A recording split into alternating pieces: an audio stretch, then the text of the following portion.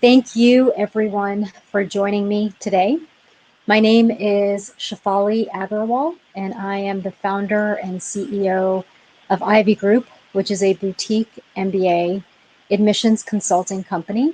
I want to thank all of you for joining me, and I hope all of you are healthy and staying safe during these very interesting times.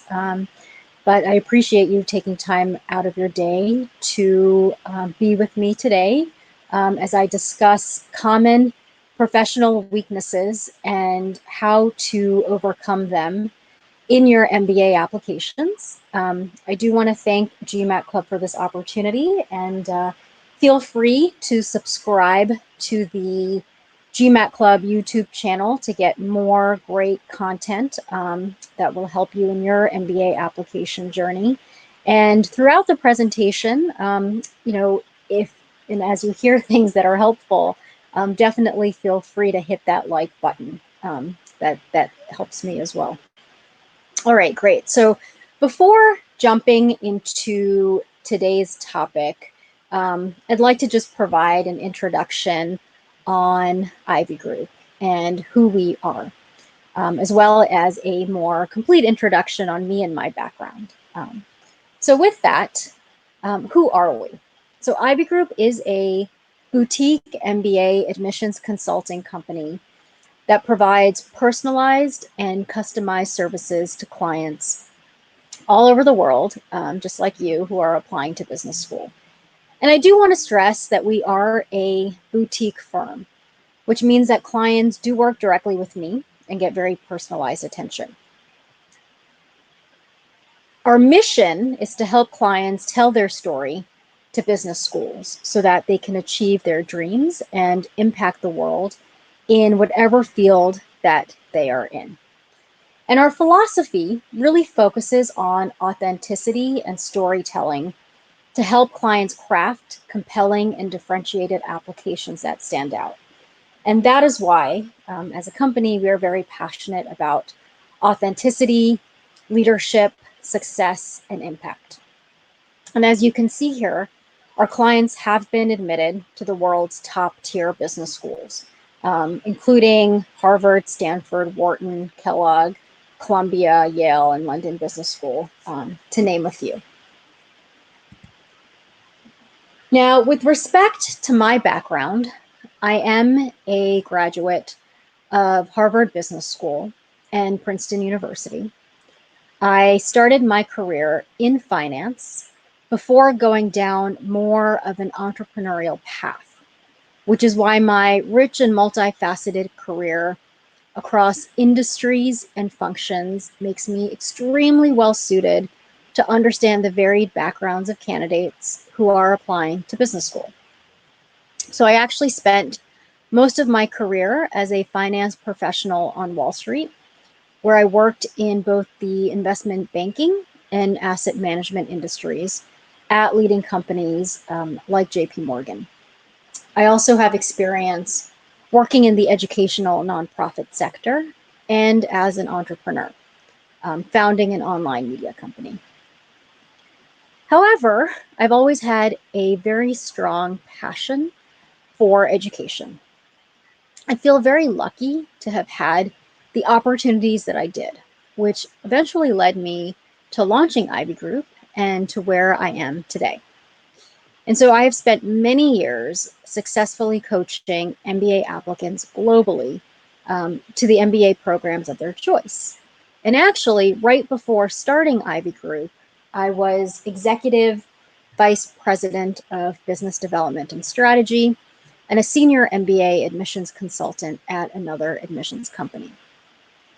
At Harvard Business School, I also had the opportunity to gain perspective on what the top business schools are looking for in candidates when I served as VP admissions of the Women's Student Association. And so in that role, I actually collaborated directly with the HBS admissions office as a bridge between current students and prospective and admitted students. I've also been a featured speaker both domestically and internationally on the QS World MBA Tour. I have led webinars on GMAT Club. You can find the other webinars I've led right on my website at www.ivygroup. There is an E at the end of group.com. And I've also been quoted as an expert in US News and Business Insider multiple times, and been a contributor to Forbes, Entrepreneur, The Economist, and The News. I am also a member of the Association of International Graduate Admissions Consultants. So now that you have a sense of my background, let's talk about the professional aspects of your application. So first off, why are your professional experiences so important in the MBA application process?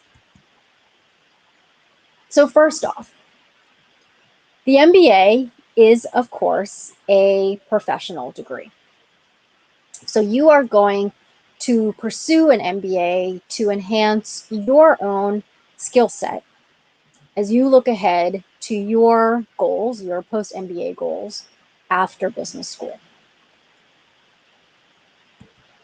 So as you think about the MBA being a bridge between your past professional experiences and your future ones, admissions committees will evaluate your prior professional experiences because it forms an important link to what your future goals are.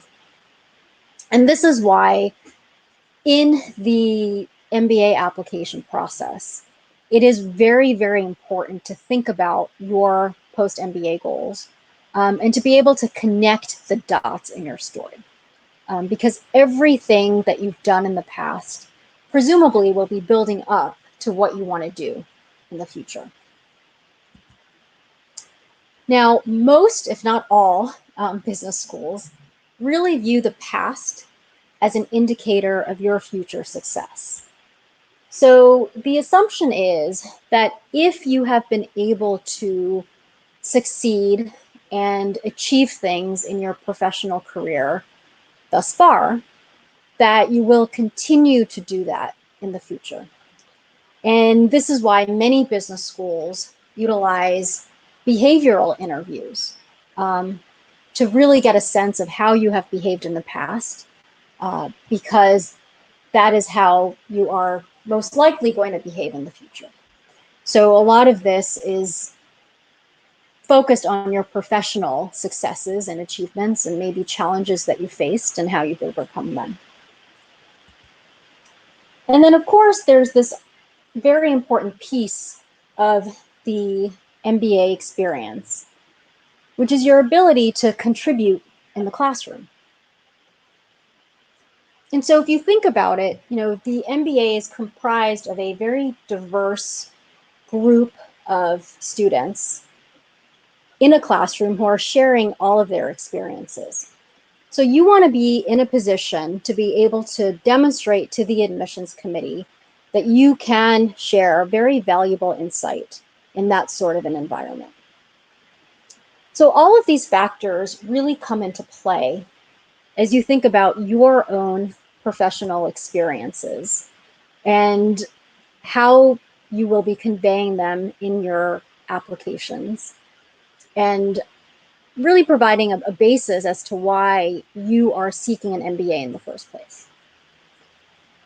So with that foundation, let's talk about some common professional weaknesses that do arise and that I see a lot in applications, and questions that I get a lot from candidates on things that they perceive as weaknesses and how you can overcome them as you go through the process. All right, so here is one weakness: not being promoted in the workplace. So being promoted professionally is a signal to admissions committees that you are able to handle additional responsibility, that you are a valued member of your team, and that you are demonstrating positive impact at your company. So not surprisingly, showing that you've been promoted can certainly help to strengthen your candidacy. But what if you have not been promoted? Are you at a huge disadvantage versus your peers who have been? So the short answer is no, you are not at a disadvantage. But you will want to be able to show through the application that even though you may not have a more senior title, that you're still demonstrating the same strengths and the same qualities as someone who has been promoted. And this should all come through in your application, so maybe through specific examples that you can point to, and also through your recommendation letters. Recommenders provide a lot of credibility in this process. And so if your recommenders are commenting on how much value you're adding in the workplace, that can go a very, very long way. And also keep in mind that companies do have different processes and different requirements. So someone's company may be promoting people a lot faster than someone else's company. So it's not entirely even from that perspective. And so having your recommenders focusing on what you've done can be extremely helpful. So you want to be emphasizing that you're taking on more responsibility. And again, you can, think about your own specific achievements in the workplace and maybe how you have led from below.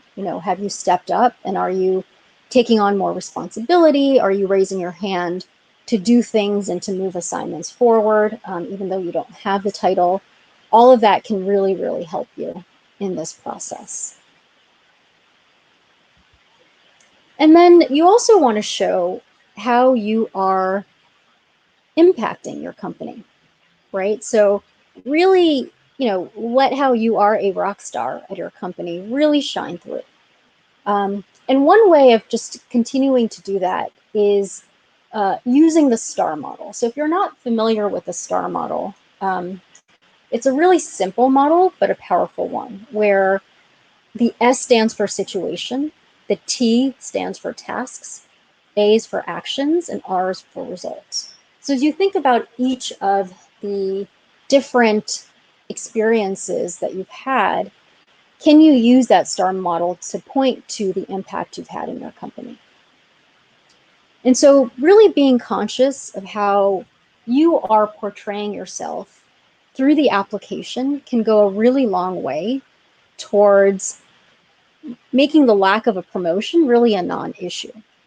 And one other thing to keep in mind too is that maybe if you are up for promotion, so something else that does tend to arise too is candidates will say, I'm applying in, this upcoming round, but I'm not getting promoted for the next few months. Well, that's something your recommender can comment on and say that given the promotion cycle, you are up for promotion in the next few months. And that also helps to provide credibility if that works in your situation. But regardless, you can definitely position, what you've been doing from an angle of strength, for sure.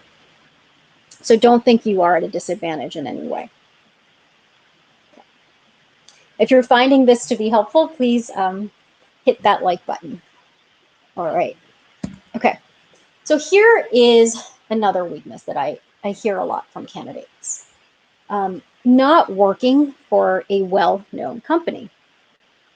So are you maybe working for a company that is small or that's not well known?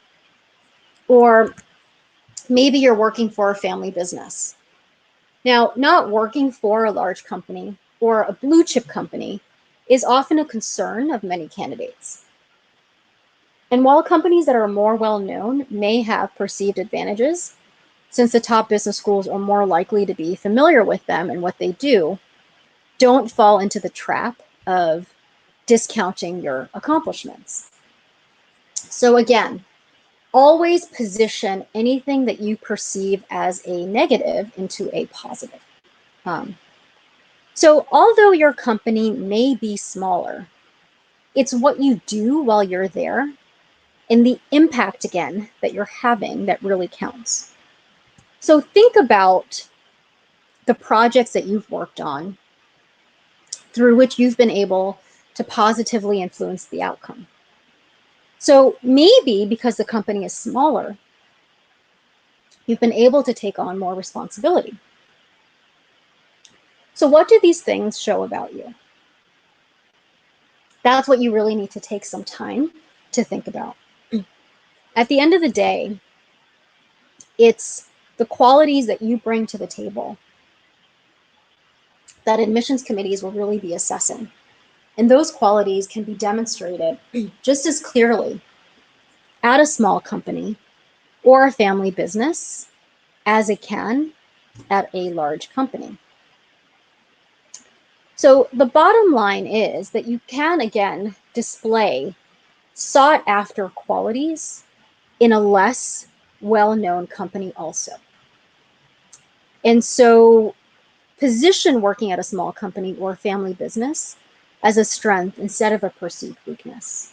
And I have worked with clients, just to provide some perspective, who have positioned their experiences at family businesses, for instance, that may not be as well known, in a way that has just shown that, what they have experienced and some of the obstacles that they face is just very unique.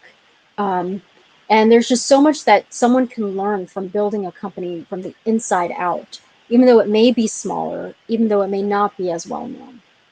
And so what I would encourage you to do if you are in this situation is to brainstorm.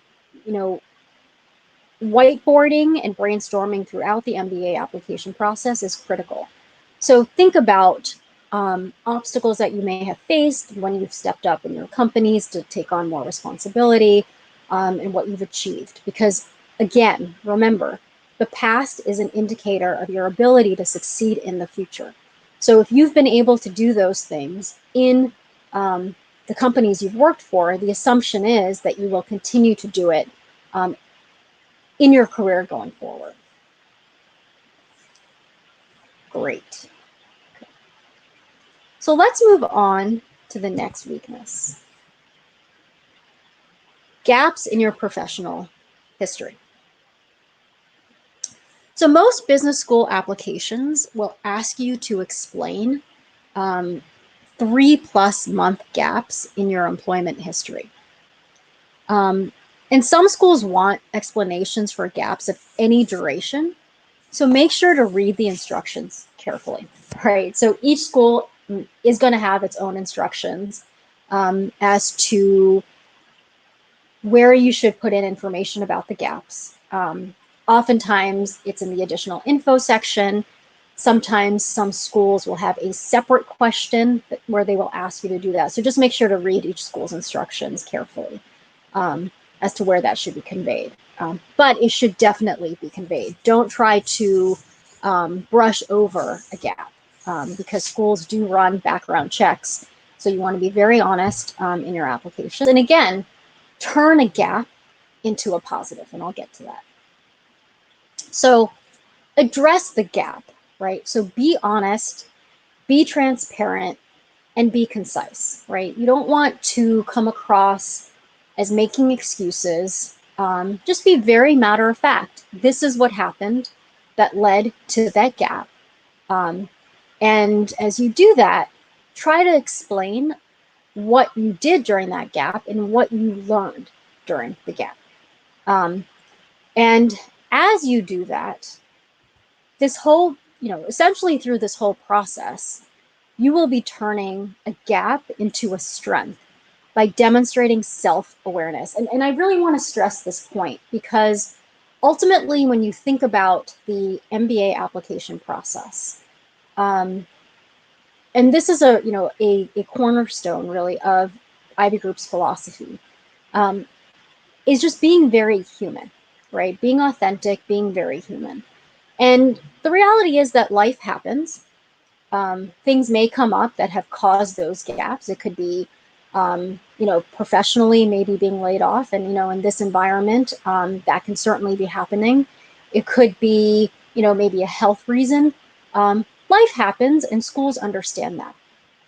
But what they really, really appreciate is being very open and honest and being very matter of fact about about those gaps. And, as an example, I worked with a client who did have a gap after she graduated from college. And the main reason for that gap was there were personal things she was going through, and she just wasn't able to find the right role within that time frame.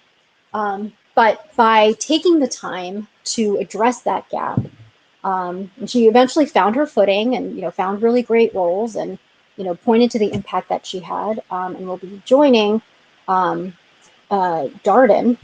University of Virginia. She was just really able to explain why that gap happened, which I think really helped make her story more authentic. So again, don't be afraid to be very honest as part of this process, because that honesty will show you as a real person. And schools don't want robots; they want a class of people who can be very, very human and self-aware. Okay. So here's something else that tends to arise a lot as well. Applying with too little professional experience. So most candidates who apply to business school tend to have, on average, about 4 to 5 years of full-time professional experience. And that's essentially the sweet spot. So does that mean you are at a huge disadvantage if you have fewer years of full-time work experience? And again, the answer here is no, you are not at a disadvantage. I have certainly successfully worked with applicants who have had 2 to 3 years of professional experience prior to matriculating to MBA programs. I myself had 3 years before matriculating at Harvard. So there are a few things that should very clearly be answered in the application to help mitigate this and to give the admissions committee comfort that you are ready. So the first is, why are you getting the MBA now? Now, while every applicant needs to address this through his or her application, such as the essays and the short answers, this question is especially pertinent for younger candidates. Now, why? As a younger candidate, you can easily make the argument that you can wait another couple of years before applying. So what is really prompting the decision to apply on the earlier side? Now, an admissions committee will likely scrutinize a younger applicant's career goals even more to make sure that the decision to apply is a sound and a rational one, and not one that has been made in haste. So it's really, really important to think about and to be able to convey why you are seeking the MBA at this early stage in your career. Now, here's the second thing you can do to mitigate this. So have you demonstrated how you can step up and lead? Now, at its core, practically every business school seeks to develop future leaders who give back to society. Now, how do schools assess whether you have what it takes to succeed? Primarily by evaluating your prior behaviors and using that to assess how you will act in the future. So again, here we are, back to that principle, using the past as an indicator of your ability to succeed in the future. This means that younger applicants should provide ample evidence that they have demonstrated leadership, both professionally and in your extracurricular activities. And again, while this is true of every candidate, admissions committees will want to be doubly sure that younger candidates are already demonstrating this quality. Now, here's the third thing. Focus more on the quality of your experience and the quantity. So again, come at this from a position of strength and what you have accomplished. Now, remember that the MBA classroom will be comprised of students who have had a rich array of experiences. So as a younger candidate, you should be able to convey how you will be able to contribute to that environment despite having fewer years of exposure in the workplace. Now, admissions committees will want to understand the quality of your professional experiences. And so it's really important to demonstrate throughout the application how, despite being on the younger side, you have had impactful experiences that you can share both inside and outside of the classroom. So this really comes down to what you can contribute to your class. And let me give you a quick example. So when I was a student at Harvard Business School, there was one person in our section, and I think, HBS has since done away with this, of really accepting college students students right after college. Now they have the deferred MBA program. But there was a student in my section, brilliant guy, who had come straight from college. But it was tougher for him to contribute in the classroom because he just did not have that depth and that range of experience that other people had who had been working for more years. So by working typically I say 2 to 3 years is sort of the minimum. Applying with 1 year of work experience is really, really tough. It can be done. I never say never, but you really have to be sort of, hitting everything out of the ballpark.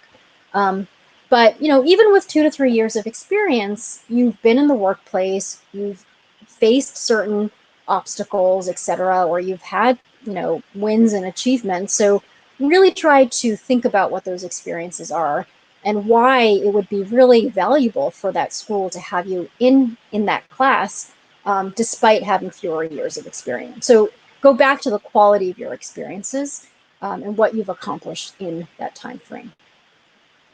Okay. All right, so here's sort of the flip side of that as another weakness. Now, applying with too much professional experience. So if you are an older candidate, are you thinking about applying to business school? And although most applicants are in their mid to upper 20s, if you are 30 years or older, pursuing an MBA degree can, of course, still be a very viable option for you. But before delving into the application process, there are a bunch of questions very similar to the prior slide that I showed that you should be able to address. And so here's the first one. So what are your future goals and how does the MBA play into that? So as an older applicant, you have already been following a certain career path for some time. So a natural question that arises is, what are you planning to do in the future such that an MBA is required, right? So presumably you kind of are already in a leadership type role. So if you're planning to stay in the same industry, but you feel that you need the MBA to progress in your career, then you need to explain why. If you are planning to pursue something completely different, then your motivating factors towards going down an alternative path need to be clear. And now, keep in mind that since you would be a more experienced professional versus other candidates applying, admissions committees would be expecting you to have definitely gained more responsibility in your career over time. So again, be able to convey how the MBA is that bridge in your career. What does the MBA give you that you just would not be able to get if you went down your current path? So why do you need the MBA? And this comes back to this idea of the bridge I was just talking about. Given that you have a longer career runway, there will be an assumption that you would have gained a strong toolbox of skills that you can continue to leverage throughout your professional endeavors. And so you need to be able to convince the admissions committee why you need to gain additional skills from their MBA program. So how really does the MBA bolster, or how does it complement the skill set that you already have? And then this is a really important question actually for older candidates. But which MBA program is the right one for you?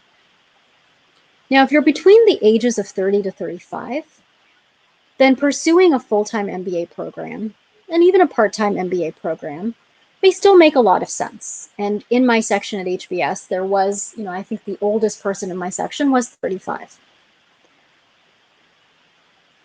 But given that there are very few people in full-time MBA programs who are over the age of 35, it may actually be better for those of you who are a little bit older to pursue either a part-time or an executive MBA program. Now, this needs to be determined on a case-by-case basis, and the program that is the right fit typically comes down to individual goals and circumstances. So for instance, the part-time MBA, if you are in your current role, maybe potentially thinking about a transition in the future to another career, still you want to get involved, on campus in some way, the part-time MBA program may make a lot of sense.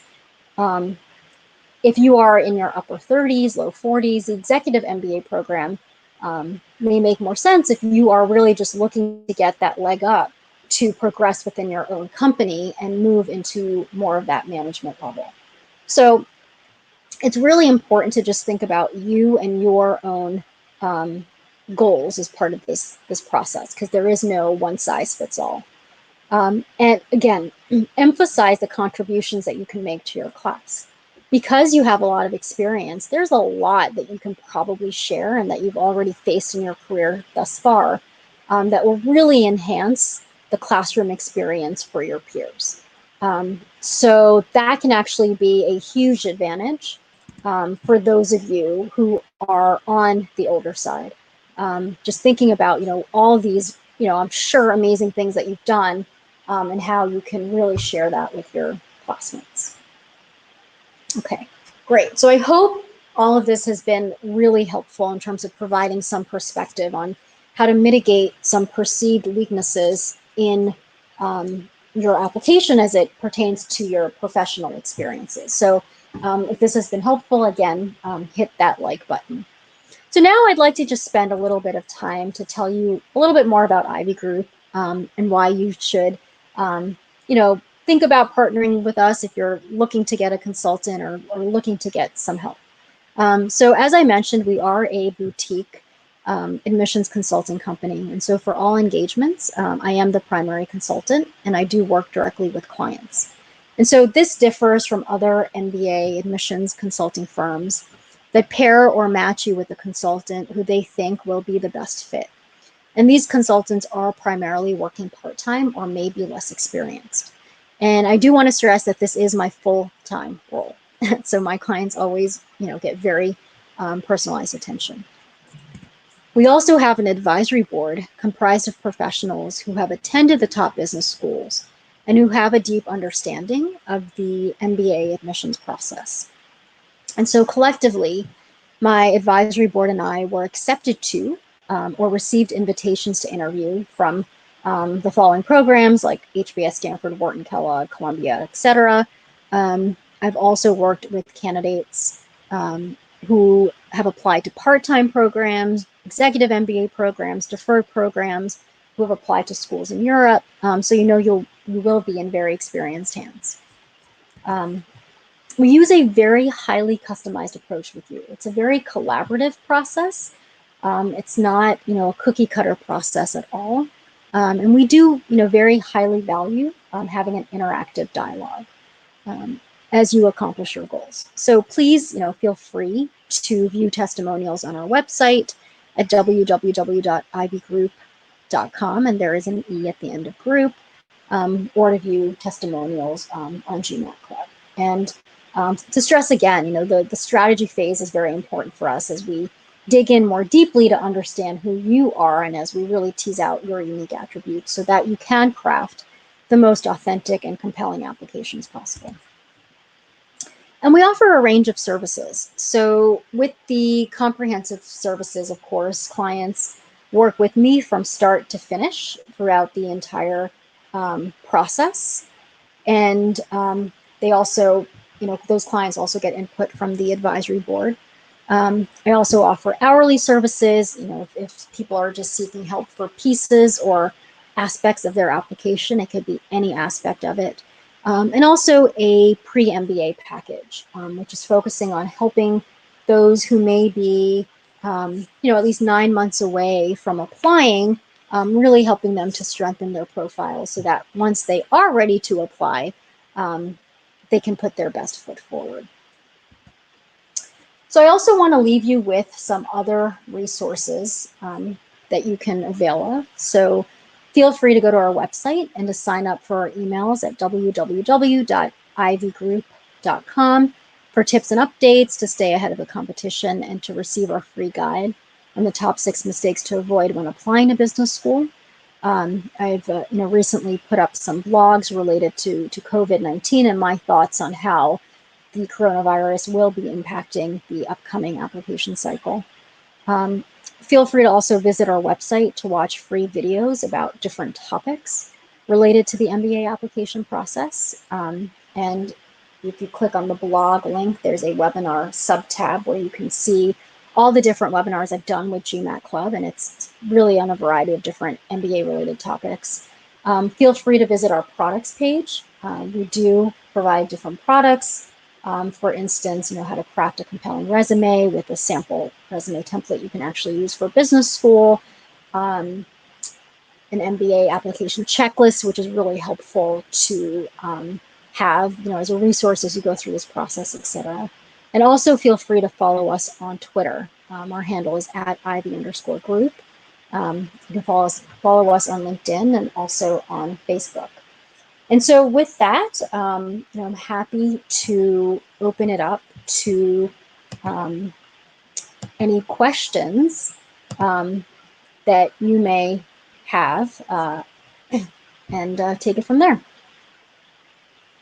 So there's a question on how good are Harvard's free courses and will they improve the profile? So I think they're pretty good.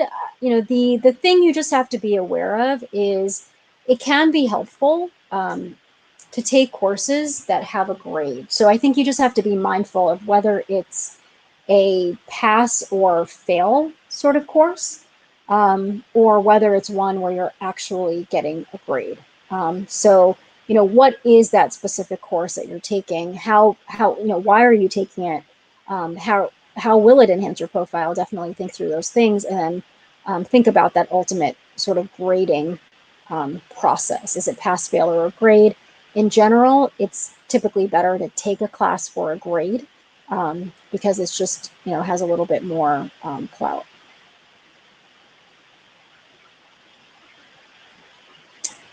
So if I'm looking for a career change, a scenario where my past work is not linked to future goals, my application is highly likely to fail.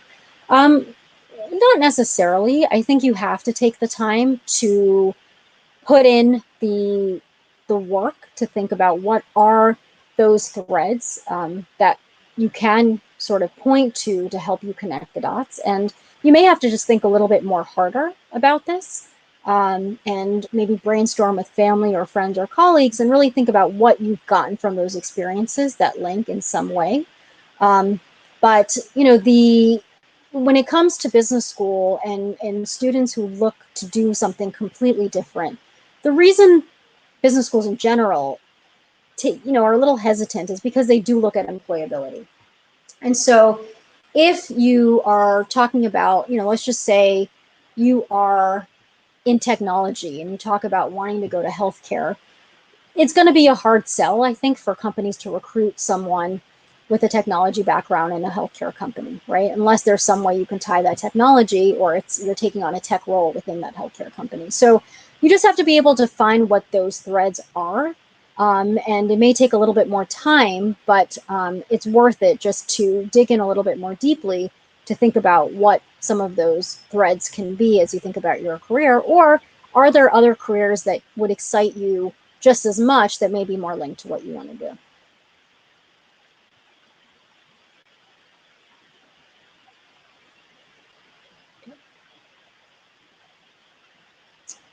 So one-year programs and executive programs are sometimes different. Can you elaborate a bit on this? This is someone who has 10 years of experience. So yes, they are different. So a one-year program usually is a one-year full-time MBA program.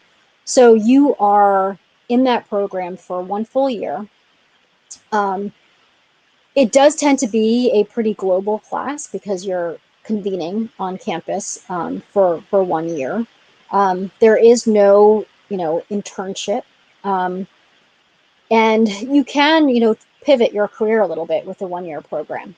But what I would say is, as you think about a 1 year program, you still have to be very clear about what you want to be doing post MBA. There isn't as much room to explore different careers because there's less recruiting, there's no summer internship. But you're really hitting the ground running. So you have to know what classes you want to take, things like that for a 1 year program. The executive program is really primarily meant for those who are already in leadership roles looking to progress within their own companies. So most executive MBA programs will require sponsorship from your company to make sure that you're committed to that. People usually fly out on weekends to meet with their cohort.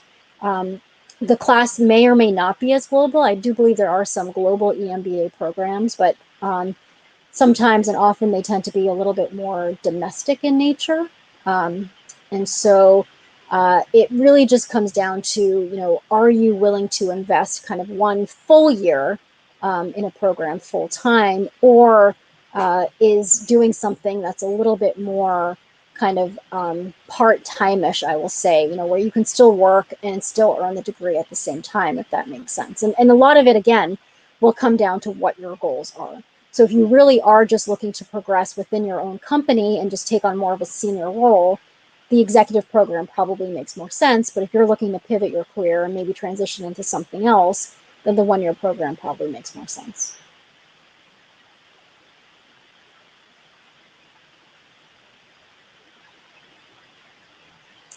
So what courses from top schools add any value to your profile? I mean, I think as you think about the courses, I wouldn't get so hung up about it being from a top school necessarily. So I have worked with clients who have taken courses at local colleges. And, in general, what I have found though is it doesn't really matter where you've taken the class from. What matters more is it a grade? A grade is usually better. And mostly taking more quantitative classes tends to be better. So things like calculus or accounting or statistics, really to show your ability to handle the rigor of the program.